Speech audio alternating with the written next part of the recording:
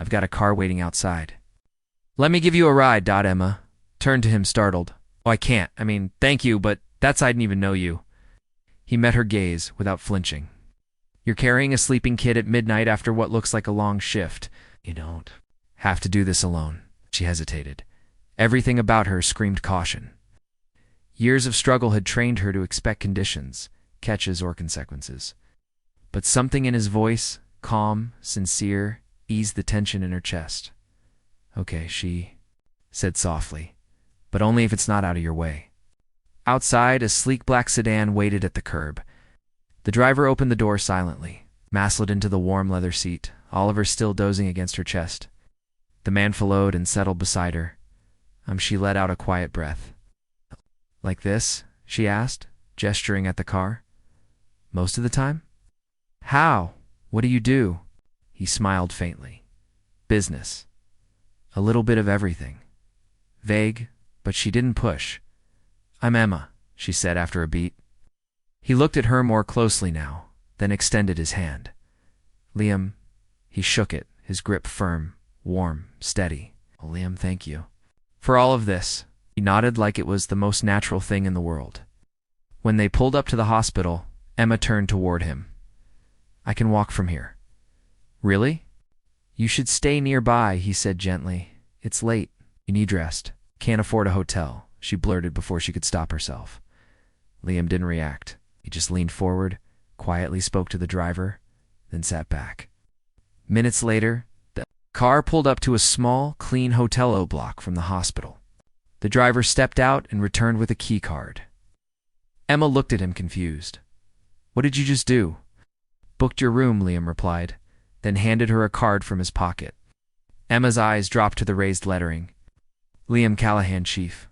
Executive Officer, Callahan Global Holdings. Her breath hitched. This wasn't just a stranger on the subway. This was that Liam Callahan, billionaire, investor, Forbes cover story. She looked back at him, stunned. You're the Liam Callahan? He nodded calmly.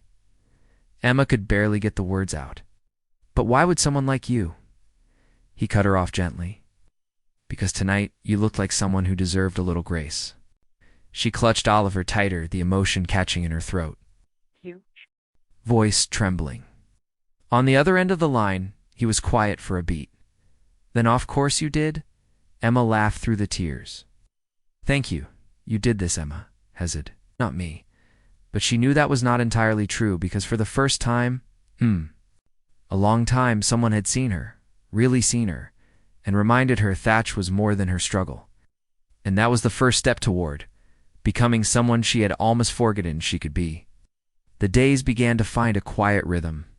Emma still visited her mother, still chased deadlines for Callahan Media, still balanced life as a single mom. But now, woven into the chaos, were moments with Liam. It started with coffee, a text. There's a place near the park, quiet, strong lattes. Want to escape for a bit? Emma hesitated, then said yes. They sat by a window in a quiet cafe. Sometimes they talked, sometimes they didn't. But the silence between them never felt uncomfortable. Liam listened. Rial listened. He looked at her. Like her words mattered, like she mattered. She told him about her mother, reading to her at night after working 3 jobs. How she once dreamed of writing novel Sander a pen name, too afraid to believe in her real one. Liam shared about his childhood in England, how his parents' silence taught him to grow up fast, about feeling invisible at a boarding school full of sons of powerful men. He did not share everything, but he shared now. A week later, they met again, this time at the park. Oliver ran in dizzy loops around them as Emma and Liam sat on a bench with coffee. He likes you, Emma said, nodding to her son. Liam smiled. He asked if I was a Terexer, a businessman SARS. I told him I'm still figuring it out. Emma laughed, really laughed, and Liam turned to her, smiling back. You know, she said softly, I didn't think people like you existed. He raised an eyebrow. You're rich, calm, still human. He chuckled. The calm's a myth. I've just learned how to hide the chaos. She studied him. Do you hide everything? Used to, he said. Then a tired waitress fell asleep on my shoulder and made hiding feel unnecessary. The silence that followed was full, not awkward. She didn't know what this was becoming, but it felt real, gentle, maybe dangerous in how deeply it pulled at her. As fall deepened, the nights turned colder. One evening after dinner, Liam walked Emma and Oliver home. The boy was fast asleep in his arms by the time they reached the hotel. "I can take him," Emma whispered. But Liam shook his head and carried Oliver inside, laying him gently on the bed. "He's lucky," Liam said, watching the boy sleep. "Why?" she asked. "To have you," Emma's eyes burned. "No one ever says that, Mason." He turned toward her. Neither spoke for a moment. Then she asked quietly, "Want to stay for tea?" Liam smiled. "Sure." They sat at the small kitchenette table, fingers wrapped around mismatched mugs. The tea was bitter, but warm. They talked about work, about movies, about mothers. Emma told him about her pregnancy. How scared she had been, how David walked out, how she once cried in a grocery store aisle because she could not afford both diapers and formula. Liam saw nothing. He just reached across the table and placed his hand gently over hers. Not possessive, just steady. Shedded, not pull away. They never defined what they had. Not love, not dating. Buth texted her good morning every day. She saved his voicemails. He brought Oliver small toys from business trips. She wrote more freely now essays her editor called luminous. They circled each other close enough to feel the heat, unsure if they could survive the fire. But Emma found herself wondering what? If this wasn't temporary, what if this was real? She did not say it. Neither did he, but neither of them walked away. And for now that was enough. The ballroom shimmered with golden light and whispered elegance. Crystal chandeliers floated above a designer, gowns and tailored tuxedos. Waiters passed flutes of champagne. It was the kind of night where fortunes mingled with fame, and Emma Carter felt wildly out of place till Liam Callan took her hand. Her navy gown, borrowed and understated, contrasted against the opulence. She had never worn anything like it, but Liam looked at her like she was the only one in the room. "You're stunning," he whispered. To believe him. He introduced her simply as Emma. No mention of roles, titles, or pasts, just Emma. And for a moment, it was enough, until a voice sliced through the crowd. "Emma Carter," it said. Smooth, cool, knowing. Emma turned. A woman in Akramson gown stood. Before her, tall, confident, perfect. "Vanessa Caldwell," the woman smiled. "I assume Liam hasn't mentioned me." Emma's chest tightened. "No, he hasn't. We were engaged a long time ago, but in many ways he hasn't changed." Emma swallowed. "I see." Vanessa leaned in, her voice low. "Liam doesn't do love. He does power, control, distraction. But not love. Not with girls like you." Before Emma could respond, Vanessa smiled and walked away, a ghost in red silk. Emma stood. Frozen, the rest of the evening blurred. Laughter, handshakes, polite smiles. But Vanessa's words echoed louder than the music. "Girls like you. Not love, not real love." By the time the final toast ended, Emma felt brittle. Liam leaned in. "You okay? I need air." Outside, the city sparkled beneath the stars. Emma gripped the railing, silent. Liam approached. "Emma, what happened?" She turned, eyes guarded. "You didn't tell me about her." "Us." "She said you were engaged." "That I'm just a distraction." His face tightened. "She said you've never loved anyone." He exhaled slowly. "She's not wrong. I was engaged to her." "Yes." "But it was arranged. Convenient. I didn't love her. I didn't love anyone because I didn't let myself." He stepped closer, voice quieter now. "I control everything, Emma. That's how I survived. That's how I built all this. But love, real love, doesn't come with contracts." "And now?" she asked. He met her eyes. "I cancel meetings just to see your smile. I read your articles and feel proud. I hold your son and hope Hemet One day see me as someone worth keeping around." His voice broke slightly. "I didn't know what." "Love was soon till you." Emma blinked fast, her heart thudding. "I don't want to control you," Liam added. "I just want to be near you, to be good to you. If I'm not doing that, tell me." Emma didn't speak. She just reached out and took his hand. And in that simple gesture, without words, she forgave him. And finally, quietly, she trusted him. The relationship between Emma and Liam had quietly shifted from possibility to something real.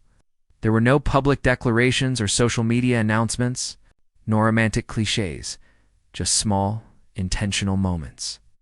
Morning kafisa, waiting on her desk. Liam picking Oliver up when she was stuck in meetings.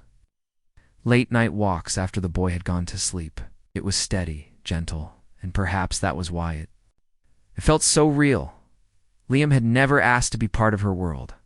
He just showed up over and over, patient, consistent, and Emma for the first time found herself leaning in instead of pulling away. Oliver adored him. At first he had called Liam uncle, but lately he just said Liam with the kind of familiarity children reserve for people who make them feel safe. Liam knew which dinosaur was his favorite. Could draw them on napkins and always remembered the bedtime story halfway through, even when Emma forgot. They were becoming a family quietly, naturally, without even naming it. And then one night after a long shift at Callahan Media, Emma's phone buzzed as she stepped out into the cool spring air. She expected a message from Liam. Instead, the name flashing on the screen made her stomach sink. David. She hadn't heard from her ex in nearly a year since its court had awarded her full custody of Oliver. His sudden reappearance wasn't just unexpected, it wasn't Irvine. Emma answered cautiously. "David." His voice was clipped cold. "Wanted to talk." She stiffened. "What about Oliver?" He said simply, then with a pause. "I've spoken to a lawyer. I'm filing for joint custody." The words hit like a punch to the chest. "What?" Emma whispered. "You abandoned us? You're not?" "Stable," David continued, as if he hadn't heard her. "You're dating a billionaire now. That's not a safe environment for Occult. I don't think it's healthy." Emma's hand trembled around the phone. "You left when I was pregnant. You haven't paid child support. You didn't even send a birthday card." "I'm still his father," he said flatly. "I think it's time the courts reassess who's really fit to raise him." Then he hung up. Emma stood frozen on the sidewalk, her breath shallow, panic climbing. Fast, she could barely feel her legs. When Liam pulled up a few minutes later, she climbed into the car without a word. Buth saw her hands shaking, waited until they stopped at a red light, then reached over gently and took her hand. "Emma," he said softly. "What's wrong?" She told him about the call, the threat, the fear. When she finished, she looked out the window. "I'll deal with it," she said. "I always do." But Liam's voice was quiet and firm. "Not this time. You rented alone in this anymore." 3 days later, they met David at a coffee shop in Midtown. Emma didn't want Liam to come, but he insisted. "You need to know someone's in your corner," he had said. David arrived late, his posture defensive, his tone already combative when he spotted Liam. "I don't know why you're here," he said. Liam's voice was calm. "Because I care about Emma and about Oliver. And you've made them both my concern," David scoffed. "You think money makes you a dad." "No," Liam replied. "But disappearing doesn't, dude." David's voice rose, accusing Emma of being unstable, of depending on Liam, or endangering their son by being with someone like him. "She can't even pay rent without you," he sneered. "She has a stable job," Liam said evenly. "She's a published writer. Her son is healthy and happy, and she's never once put herself before that boy." Liam slid a folder across the table. Inside were custody records, doctor reports, Oliver's school evaluations, proof of Emma's income, and statements from her employer. "You left," Liam added. "There's documentation of that, too." David's confidence faltered. He flipped through the papers, his jaw tight. "I can't fight you," he muttered bitterly. "You've got lawyers, money, influence. You don't need to fight," Liam said. "You'll need to decide what's best for your son." David looked up at Emma, then back at Liam. "Just don't hurt them," he said, and left, without another word. Emma sat still, heart pounding. Then slowly she looked across the table. "You said you love me," she whispered. Liam's ice didn't waver. "I do." She swallowed hard. "I don't know how to do this, but N went to try." He reached across the table, his hand warm, grounding. "We'll figure it out," he said. And for the first time in years, Emma felt something powerful rise in her chest. Not fear, not doubt, but hope. 1 week after a thick confrontation with David, things finally began to settle. No more threatening galls, no court documents. Just mornings, filled with Oliver's laughter, afternoons of writing, and quiet evenings with Liam by her side. For the first time in years, Emma felt something she had forgotten existed. Peace. It wasn't dramatic. It lived in everyday rituals. Tea before bed, preschool pickups, and knowing no one was about to rip the ground out from under her. She had stability, a job. Her writing was being published. The quiet courage of a single mother had gone viral. Strangers emailed her saying she gave them hope. Her name was no longer invisible, and Liam wasn't just a part of her life anymore. He was home. That Friday, Hein invited her and Oliver to his apartment for dinner. No chefs, no staff, just the three of them. That's three, wine, laughter. Emma stood barefoot in the kitchen, helping Liam drain noodles while Oliver zoomed around the living room with toy dinosaurs. "Remind me why I'm cooking for a billionaire again?" she joked. "'Cause I burn everything," he deadpanned. Dinner was messy and real. Juice spilled, bread was overtasted, and yet it was perfect.